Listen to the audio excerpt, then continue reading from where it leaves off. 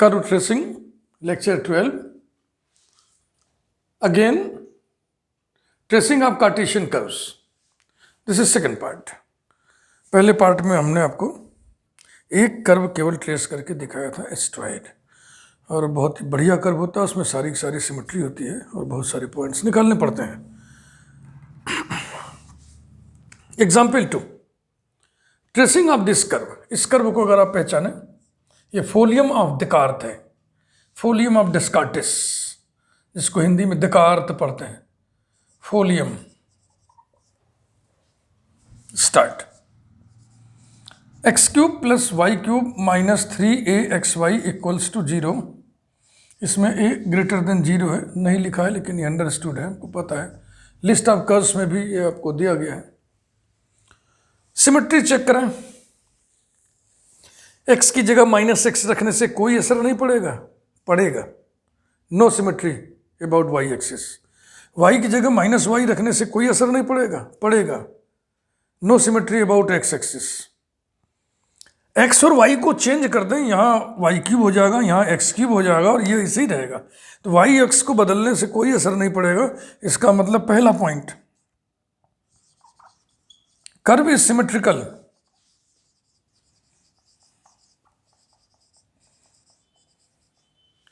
About the line y equal to x. बस, और कोई सिमेट्री नहीं. इसमें 5 सिमेट्रीज होती हैं, उसमें से सिर्फ एक सिमेट्री इस कर्व के पास है. y equal to x line के अबाउट सिमेट्रिकल है. Number 2, position with respect to origin. क्या ये कर्व ओरिजिन से होकर जाएगा? हाँ, जाएगा. Curve passes through the origin. पता है ना कैसे चेक करते हैं? कोई भी कर्व किसी पॉइंट से होकर तब जाता है जब उस पॉइंट के कोऑर्डिनेट्स कर्व के इक्वेशन को सेटिस्फाई करें. तो ओरिजिन के कोऑर्डिनेट 0 0 इसमें रखिएगा तो 0 इक्वल टू 0 आएगा, मतलब सेटिस्फाई कर दिया. Curve passes through the origin. Curve passes through the origin. Tangents at origin. Tangents at the origin. 3 degree, 3 degree, 2 degree. तो लोएस्ट डिग्री टर्म ये है. इतना पूरा 0 करोगे, सॉल्व करोगे तो आ जाएगा x equal to 0, y equal to 0. Since at origin 2 tangents are real and distinct, therefore origin is a node. Origin is a node. Number 3, axis को काटने की बात हो रही है. y इक्वल टू 0 रखोगे तो x बराबर 0 आएगा, x इक्वल टू 0 रखोगे तो y इक्वल टू 0 आएगा. यानी कर्व एक्सिस को कहीं भी कट नहीं कर रहा है, ओरिजिन को छोड़ के. ओरिजिन से होकर तो जा ही रहा है, हम चर्चा कर ही चुके हैं. तो ओरिजिन से होकर जा रहा है, इसके अलावा पॉइंट हमको निकालने हैं, पॉइंट ऑफ इंटरसेक्शन. तो हम डेटा लिख रहे हैं. Curve does not intersect the coordinate axis. हाँ, यहाँ आशय है यदि काटेगा तो ओरिजिन को छोड़ के, क्योंकि ओरिजिन से होकर जा रहा है, ये तो हम लिख ही चुके हैं पहले से ही. इसके बाद जो लाइन ऑफ सिमेट्री है उसके साथ हम इंटरसेक्शन पॉइंट्स निकालेंगे.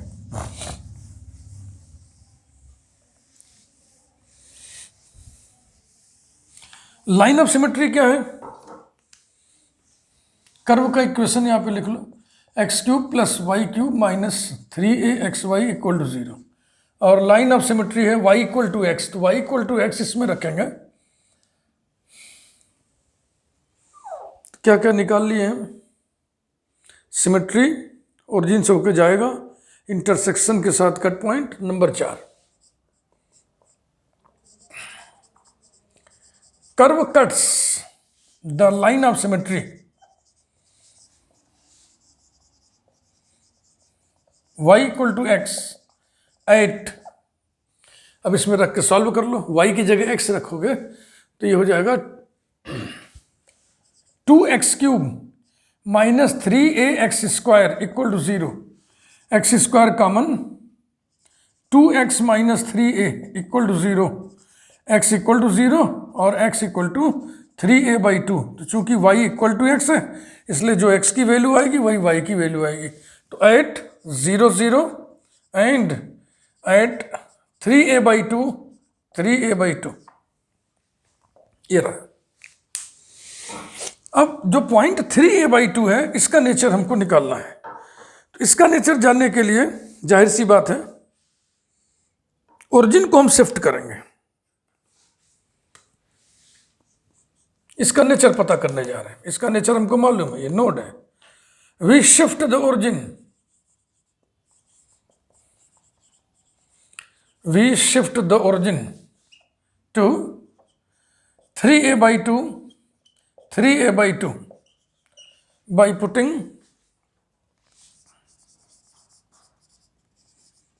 x equal to capital X plus alpha, y equal to capital Y plus alpha, where alpha equal to 3a/2। ये सुविधा के लिए ऐसा मैंने किया है।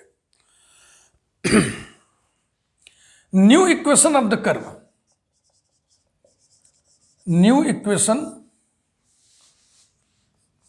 ऑफ द कर्व इज, उसमें रखिए इसको, capital X plus alpha whole cube plus capital Y plus alpha whole cube minus 3a into capital X plus alpha into capital Y plus alpha equals to 0, implies that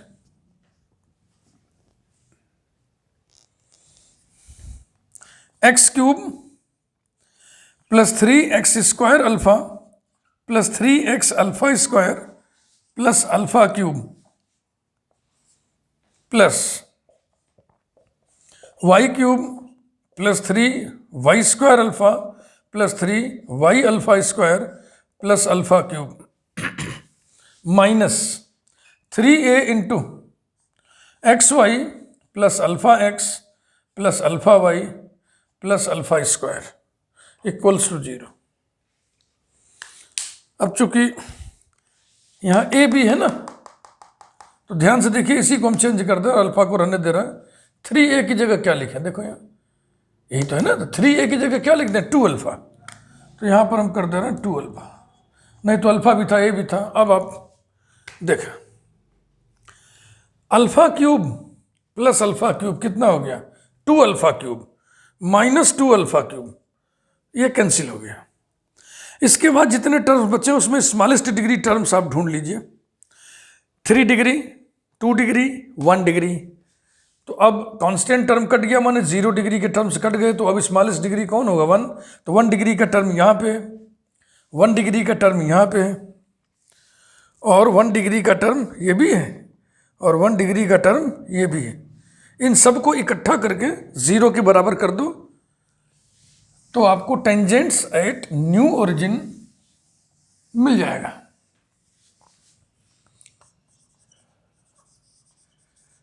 tangents at new origin alpha alpha, that is 3a/2, 3a/2। 1 degree के term से इकट्ठा करना शुरू करिए। 3 alpha square x plus 3 alpha square y minus 2 alpha square x और माइनस 2 alpha square y equals to 0।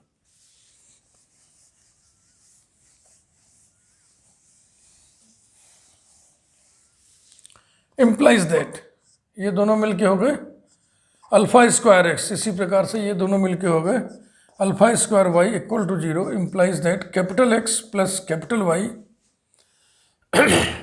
Equal to 0।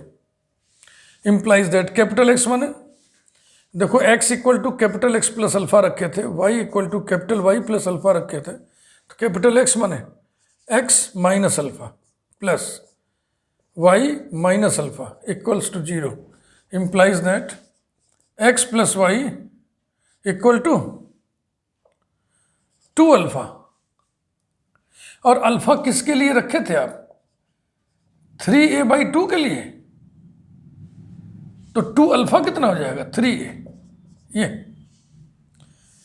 Therefore at 3a/2, 3a/2 the line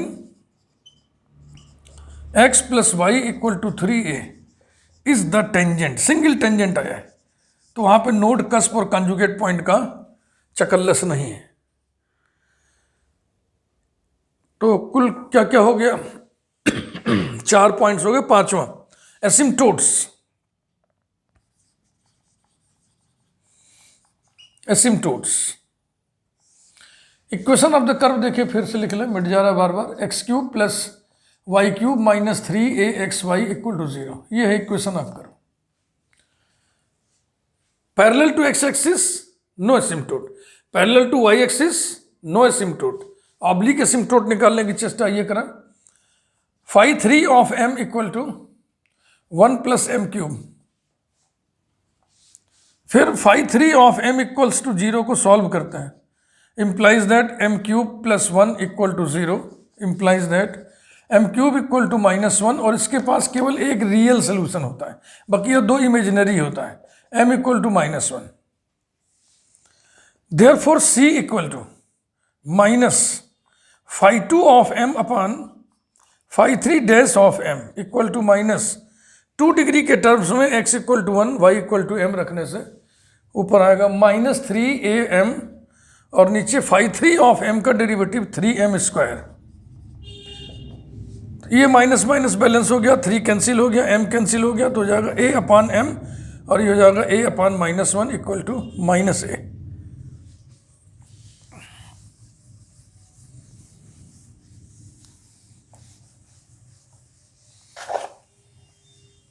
Therefore y equal to mx plus c, that is y equal to m कितना निकला था भाई? -1 और -a। y equal to -x minus a, that is x plus y plus a equals to 0 is the asymptote, is the asymptote to the curve. I think इतने से curve trace हो जाएगा। पहले हम सिस्टम ऑफ एक्सिस बना दिए, x axis, y axis, origin. हाँ, अब याद करें, सिर्फ एक सिमेट्री आई थी, y equal to x line के अबाउट, तो y equal to x line खींच दीजिए। इसके अबाउट सिमेट्री है, इसका मतलब इस लाइन के इधर जो शेप एंड साइज है, इस लाइन के इधर वही शेप एंड साइज है। ये एसिम्टोट है, चलो इसी को खींच दें। ये है x प्लस वाई, है ना, x plus y equal to -a, यानी x upon -a plus y upon -a equal to 1। x axis पर -a इंटरसेप्ट, y एक्सिस पर -a इंटरसेप्ट, तो x एक्सिस पर -a, y एक्सिस पर -a, इसको मिलाते हुए लाइन खींच दो। एसिम्टोट, एसिम्टोट को हमेशा डॉटेड लाइन से ही खींचने की परंपरा है। ये है एसिम्टोट, ये है एसिम्टोट, सीधा सीधा खींचो भैया। चलो ठीक है यार, हटे। इसका इक्वेशन है x plus y equal to -a, यानी x plus y plus a equal to 0, ठीक है ना। और इसको कर्व कहाँ कहाँ काट रहा है? इसको कर्व यहाँ काट रहा है और 3a/2 पर काट रहा है, और उस पॉइंट पर टेंजेंट क्या था? x plus y equal to 3a, माने x upon 3a plus y upon 3a equal to 1, यानी x एक्सिस पर 3a, वाई एक्सिस पर 3a। तो अब ये अगर a माने तो इसका 3 गुना लेना है, 1 2 3, लगभग यहाँ इतना। ये अब इनको मिलाते हुए लाइन खींच दीजिए। AC की पैरेलल होगा, ये हो गया x plus y equal to 3a। याद करें, x एक्सिस एक एसिम्टोट टेंजेंट एट ओरिजिन था, ओरिजिन पर 2 टेंजेंट है, x एक्सिस और y एक्सिस। तो यहाँ से ब्रांच निकलेगी, चूंकि ये टेंजेंट है इसलिए इसको छूते हुए निकलेगी, ये टेंजेंट है इसलिए इसको छूते हुए ब्रांच निकलेगी। और यहाँ पर इस तरीके से शेप बनेगा कि ये टेंजेंट हो, तो वो तभी संभव है जब यहाँ पर ऐसा शेप बनाए हम, ऐसा, और फिर इसको ला के इसको मिला दें, ये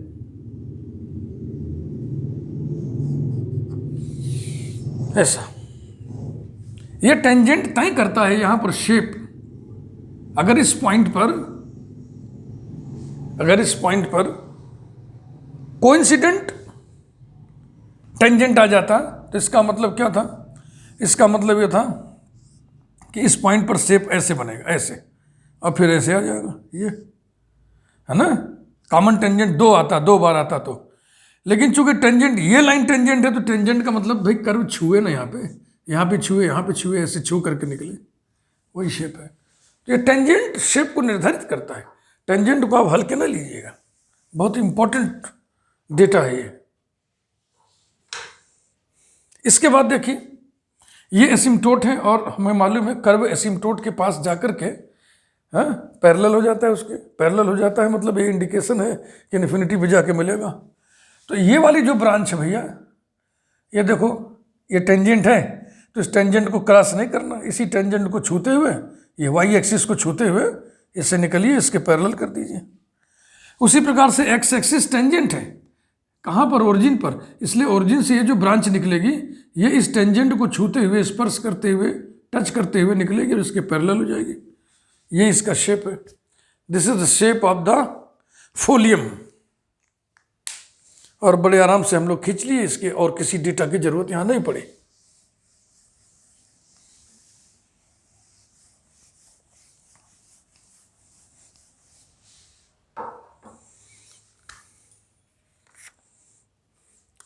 एग्जाम्पल 3,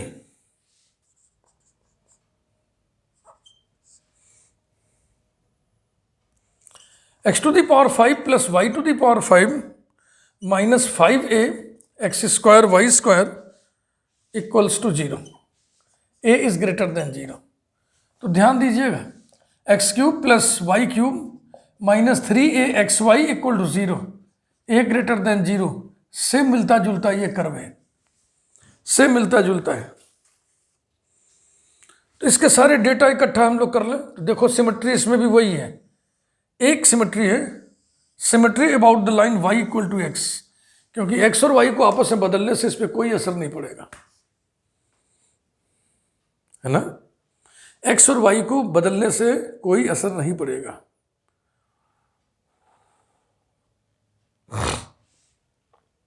तो केवल एक ही सिमेट्री होगी बस, और कोई सिमेट्री हमें नहीं दिख रही है। हाँ, इसमें हम उसी जैसा है ना, इसलिए थोड़ा सा शॉर्ट में आपको बता रहे हैं। कर्व ओरिजिन से होके जाएगा, हाँ जाएगा। टेंजेंट सेट ओरिजिन क्या होगा, x square y square equal to 0, माने एक्स वाई इक्वल टू 0, माने x equal to 0 y equal to 0, तो ओरिजिन हो गया नोड। और एक्स एक्सिस भी टेंजेंट है ओरिजिन पर, वाई एक्सिस भी ओरिजिन पर टेंजेंट है। ये y equal to x line है, y equal to x line को ये कहाँ काटेगा, ये y equal to x line को काटेगा, जैसे उसमें 3 था ना, तो 3a/2 3a/2, तो इसमें आएगा 5a/2 5a/2, निकाल के देख लीजिएगा। एसिम्टोट, इसका एसिम्टोट आता है, ये सब आप निकाल लीजिएगा, हम थोड़ा शॉर्टकट बता रहे हैं, उसी जैसा है एसिम्टोट। इसका एसिम्टोट आएगा x plus y equal to a, और tangent at 5a/2 is x plus y equal to 5a। तो ये देखो, x upon a plus y upon a equal to 1 है। लाइन खींचने का सबसे बढ़िया तरीका है, उसको अंतःखंड रूप में आप बदल लो, इंटरसेप्ट फॉर्म में, इंटरसेप्ट प्लॉट करके मिला दो। तो x एक्सिस पर a और y एक्सिस पर a, इनको मिलाते हुए लाइन खींच दीजिए, ये इसका एसिम्टोट है, ये एसिम्टोट है। और फिर अगर ये है तो 5a मतलब इसका 5 गुना, 1 2 3 4 5, इतना हो गया। ये लगभग इससे नाप लें, यही चलेगा, काफी दूर जाएगा यहाँ पे। तो इसको मिला दीजिए, ये सीधा लाइन,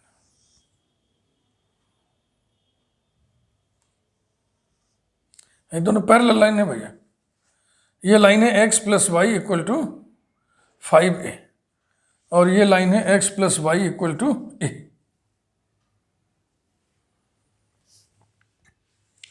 कर्व ओरिजिन से होके जाएगा तो आइए यहां से शुरू करते हैं। अब एक्स एक्सिस टेंजेंट है, टेंजेंट को टच करते हुए एसिम्प्टोट के पैरेलल हो गया। वाई एक्सिस टेंजेंट है, टेंजेंट को टच करते हुए निकलिए, ब्रांच निकालिए और इसके पैरेलल हो जाइए। और ये टेंजेंट है, इसका मतलब यहां पर शेप ऐसा बनेगा, ये ऐसा, तभी तो टेंजेंट होगा ना।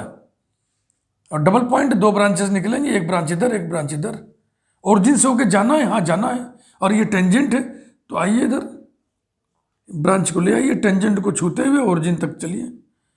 बिल्कुल वही शेप इधर भी, क्योंकि इस लाइन की अबाउट सिमेट्री है तो बन गया ये शेप, कर्व बन गया। अब यहां पर आपको एक चीज दिख रही है कि कर्व एसिम्प्टोट को कट कर रहा है। Yes, it is quite possible.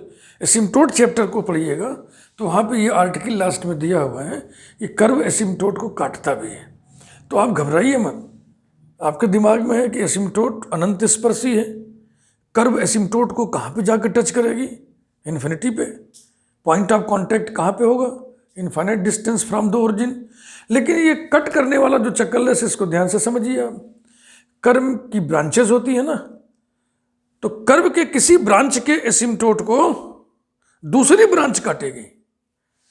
जैसे ये एसिम्प्टोट इस ब्रांच के लिए, इसके लिए और इसके लिए, इसके लिए नहीं है। देखिए, ये ब्रांच एसिम्प्टोट को कट कर रही है और ये ब्रांच एसिम्प्टोट को नहीं कट कर रही है। तो इसकी भी गणित एसिम्प्टोट चैप्टर में है। उस गणित में ये पढ़ा जाता है कि कितने पॉइंट्स पे कट कर सकती है और वो सारे के सारे पॉइंट्स किस कर्व पर लाई करेंगे। तो आप एसिम्प्टोट चैप्टर पढ़ लीजिए, उसकी यहाँ जरूरत नहीं हमको। ये तो बस हम आपका कौतूहल शांत कर रहे हैं कि कर्व की एक ब्रांच दूसरे ब्रांच के एसिम्प्टोट को कट कर सकती है। ये नज़ारा आपके सामने है।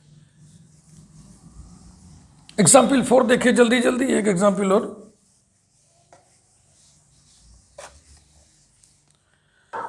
ये आपको मालूम है कि जो भी हम आपको पढ़ा रहे हैं इसका नोट्स साफ साफ सुंदर सुंदर लिखा हुआ टेलीग्राम ऐप पर मिलेगा। टेलीग्राम ऐप पर BSc 1 मैथ्स और ब्रैकेट में YBS यही टाइप करिएगा तो ये चैनल मेरा खुल जाएगा उस पर, और वहाँ PDF फॉर्म में आपको नोट्स मिल जाएगा। Example 4 tracing of the curve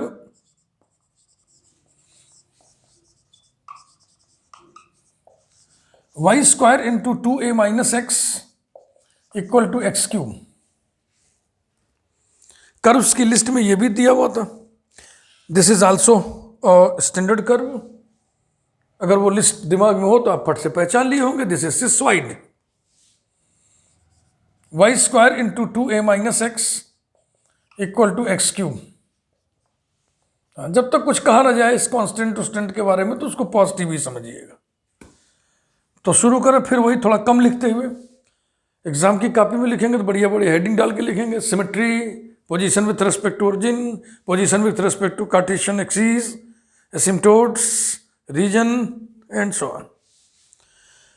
symmetry देखिए, y की जगह -y रखने से इक्वेशन पे कोई असर नहीं पड़ेगा, इसलिए x एक्सिस के अबाउट सिमेट्री है। तो हम लिखेंगे curve is symmetrical about x axis. जो shape and size x axis के ऊपर होगा वही shape and size x axis के नीचे होगा। ठीक है भाई। Passes through origin, yes, 0 equal to 0। Curve passes through origin, curve passes through the origin. Tangents at origin निकालिए, टेंजेंट्स एट ओरिजिन कैसे निकालते हैं आपको मालूम है, मालूम होना चाहिए। स्मॉलेस्ट डिग्री टर्म्स को बटोर करके 0 के बराबर कर दो, इक्वेशन बन गया, उस इक्वेशन को सॉल्व कर लो। तो देखो ये दिस इंटू दिस 2 डिग्री आएगा, बकिया दिस इंटू दिस डिग्री 3 आएगा, यहाँ भी 3 डिग्री है, तो कुल मिला के हो गया 2ay² इक्वल टू 0, जिसका सोल्यूशन आएगा y equal to 0, y equal to 0 ना। इसका मतलब क्या हुआ? Origin is either conjugate point और कस्प। एक क्वेश्चन में हमने आपको बताया था कि चेक करने की जरूरत नहीं है, ऐसा आने पर हमने कह दिया था कस्प लिख दो, क्योंकि वो पॉइंट ऑफ इंटरसेक्शन था, माने कर्व वहां पे उसको काट रहा है, तो वो कंजुगेट पॉइंट नहीं होगा। कंजुगेट पॉइंट तो आइसोलेटेड पॉइंट होता है ना, कर्व से अलग थलग पड़ा रहता है, लेकिन यहां पे हो सकता है। बात ओरिजिन की है, आप कह रहे हैं कर्व ओरिजिन से होके जाएगा, तो हमें यह पता करना है कि ओरिजिन कहीं अलग थलग आइसोलेटेड पॉइंट तो नहीं है, तो इसके लिए फिर डिस्क्रिमिनेशन किया जाएगा। अब आप याद करिए, y equal to 0, y equal to 0 आने पर हम क्या करते हैं, putting y equal to p in 1, we get p square और equals to x cube upon 2a common ले लिया, 1 minus x by 2a equals to x cube upon 2a 1 minus x by 2a whole to the power minus 1. This implies that p square equal to x cube by 2a, और इसका expansion 1 plus x by 2a plus x square by 4a square plus so on, expansion याद है ना, 1 minus t whole to the power minus 1, 1 plus t square plus t cube plus so on up to infinity. फिर क्या करते हैं, highest degree terms को हम छोड़ देते हैं, neglecting higher power of x in the radical. Radical अभी नहीं बताया, लेकिन जैसे p लिखेंगे तो रेडिकल में आ जाएगा। Neglecting higher powers, higher power terms of x, we have p square equal to, केवल यही पहला टर्म रख लीजिए, x cube upon 2a equal to x square into x upon 2a। This implies that p equal to plus minus x under root x upon 2a, ये आ गया। तो p का real होना x के साइन पर depend करेगा ना, yes. अगर x नेगेटिव है तो इमेजिनरी हो जाएगा।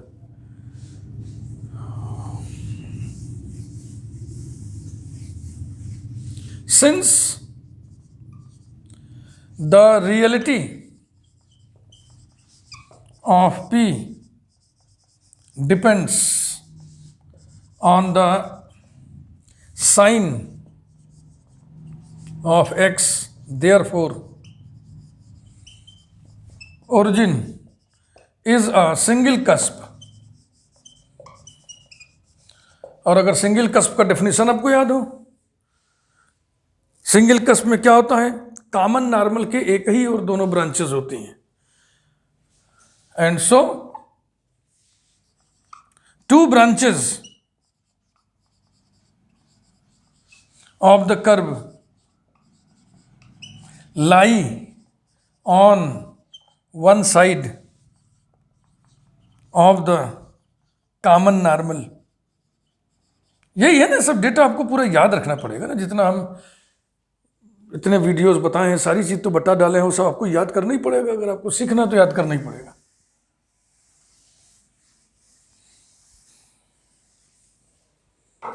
आल्सो p की दो वैल्यूज है ना, एक पॉजिटिव में एक नेगेटिव में, यानी p के दोनों मान विपरीत चिन्हों के हैं, अपोजिट साइंस के हैं। To values of p, to values of p have opposite signs, have opposite signs, therefore origin is a single cusp, या सिंगल तो बोल ही चुके हैं, is a cusp of first species, and so two branches of the curve lie on both sides of common tangent, and so one branch lies on one side and other branch on another side of the common tangent। हमें पूरा विश्वास है कि ये सब आप भूल चुके होंगे, आपको याद नहीं होगा। तो ये कॉमन नॉर्मल और कॉमन टेंजेंट के हिसाब से बंटवारा होता है दो। तो क्या क्या हम लोग चेक कर लिए, सिमेट्री चेक कर लिए ना, और नेचर ऑफ ओरिजिन चेक कर लिए, यानी दो डेटा हम लोगों ने चेक कर लिया। अब तीसरा डेटा चेक करते हैं कि ये कार्टेशियन एक्सिस को, कोऑर्डिनेट एक्सिस को इंटरसेक्ट करेगा कि नहीं। कर्व का इक्वेशन कहीं लिख लीजिए, बार बार मिट जा रहा है। Y square into 2a minus x equal to x cube, यानी कि y square equal to x cube upon 2a minus x. तो अब तीसरा data, position with respect to Cartesian axis, coordinate axis, y equal to 0 रखोगे तो x equal to 0 आएगा, और x equal to 0 रखोगे तो y इक्वल टू 0 आएगा। यानी ओरिजिन के अलावा कर्व एक्सिस को कट नहीं करता है। Curve does not intersect the axis, short में लिख दे रहा हूं मैं, coordinate axis, x axis y axis. Next, asymptotes. अब एसिम्टोट्स निकालना आपको खूब आना चाहिए। जैसे यहां पर एक सिंगल एसिम्टोट हमें दिख रहा है, when x tends to 2a y tends to infinity, है ना, y tends to infinity as x tends to 2a, therefore x equal to 2a is the asymptote. x equal to 2a is the only asymptote. और आप निकाल के देख लो, check कर लो, oblique asymptote नहीं आएगा, इज द ओनली एसिम्टोट। और fifth, reason भी निकल जाएगा। देखो y के लिए सॉल्युबल दिख रहा है, सीधा सीधा रीजन। तो y बराबर कितना आएगा, plus minus x, x square यहां ले लो, एक्स स्क्वायर को x लिख दिए और जो बच गया उसको रेडिकल में कर दो, बचा x अपान 2a माइनस एक्स। तो रीजन निकालने के लिए बस यही दिमाग दौड़ाया करो कि जैसे ना ये सोल्यूशन ऐसा हम निकालें x के y के रूप में, y का x के रूप में, कि करनी आ जाए, रेडिकल आ जाए, ताकि हम उसको कंडीशन ला दें कुछ इस प्रकार से, it exists only when radicand is non negative, x upon 2a minus x is greater than और equal to 0, that is x minus 0, नीचे हमने माइनस से ऑपरेट कर दिया, तो x माइनस 2a, ये साइन ऑफ इनइक्वलिटी चेंज हो जाएगा, लेस देन और equal to 0, and this implies that. अब आपको हम इन इक्वेशन बताए हैं 4, रिजल्ट आपको याद होना चाहिए। तो ये हो गया 0 लेस देन और equal to x less than 2a, x equal to 2a ना करिएगा, नहीं नीचे 0 आ जाएगा। Therefore curve lies in the region 0 less than और equal to x less than 2a, यानी कि 0 साइड में क्लोज रहेगा, 2a साइड में ओपन रहेगा। x के लिए है ये, x के लिए, x का डोमेन है, x का। बस हमें लगता है कुछ भी निकालने की जरूरत नहीं है। आइए हम लोग कर्व ट्रेस करें। यही जो 5 डेटा हैं यही मेन होते हैं। कौन कौन सा, symmetry, nature of origin, coordinate axis के साथ इंटरसेक्शन 3 हो गया, एसिम्टोट 4 और रीजन 5। ये देखो एक्स एक्सिस, वाई एक्सिस, ये हो गया ओरिजिन। क्या क्या है दिमाग में बैठाइए। एक्स एक्सिस के अबाउट सिमेट्री है, तो ध्यान रखना जो शेप एंड साइज ऊपर बनेगा वही शेप एंड साइज नीचे बनेगा। X equal to 2a asymptote है, तो ये लाइन हो गया x इक्वल टू 2a, ये एसिम्टोट है, कर्व को ओरिजिन से होके जाना है। और रीजन क्या निकला था अभी, रीजन था 0 लेस देन और equal to x less than 2a, यानी x इक्वल टू 0 और x इक्वल टू 2a के बीच में बनना है। x इक्वल टू 0 भी रहेगा, माने y एक्सिस भी रहेगा, और x equal to 2a equality नहीं है, इसलिए उसके पहले रुक जाना है, ठीक है ना। तो इस लाइन और इस लाइन के बीच में कर्व बनना है। ओरिजिन का नेचर क्या निकाले थे आप, कस्प। कैसा cusp, single cusp of first species तो अब यहाँ से एक्स एक्सिस टेंजेंट है, इसको छूते हुए स्पर्श करते हुए ब्रांच निकालिए और एसिम्प्टोट के पैरेलल कर दीजिए। एक्स एक्सिस के अबाउट सिमेट्री है, इसलिए एक्स एक्सिस के ऊपर जो शेप एंड साइज है वही शेप एंड साइज नीचे बनेगा। ये इसी को रिपीट कर दीजिए, इसी को ट्रेसिंग कहते हैं। हो गया ट्रेसिंग। तो देखो ये दो ब्रांचेस हैं कर्व की, इन दो ब्रांचेस की ये कॉमन टेंजेंट है। तो हमने लिख रखा था कि कॉमन टेंजेंट के एक और एक ब्रांच रहेगी और दूसरी ब्रांच रहेगी। अगर ये कॉमन टेंजेंट है तो ये कॉमन नॉर्मल हुआ कि नहीं हुआ? तो दोनों ब्रांचेस कॉमन नॉर्मल की एक ही ओर रहेगी। हो गया। अगर अब तक आपने चैनल सब्सक्राइब नहीं किया है तो चैनल को सब्सक्राइब करिए। और कर्व ट्रेसिंग यदि वाकई सीखने का आपको मूड है तो सारे वीडियोस कर्व ट्रेसिंग के पढ़िए। हमारी समझ से ये 12वां वीडियो है। Thank you very much. फिर मिलेंगे नेक्स्ट वीडियो में।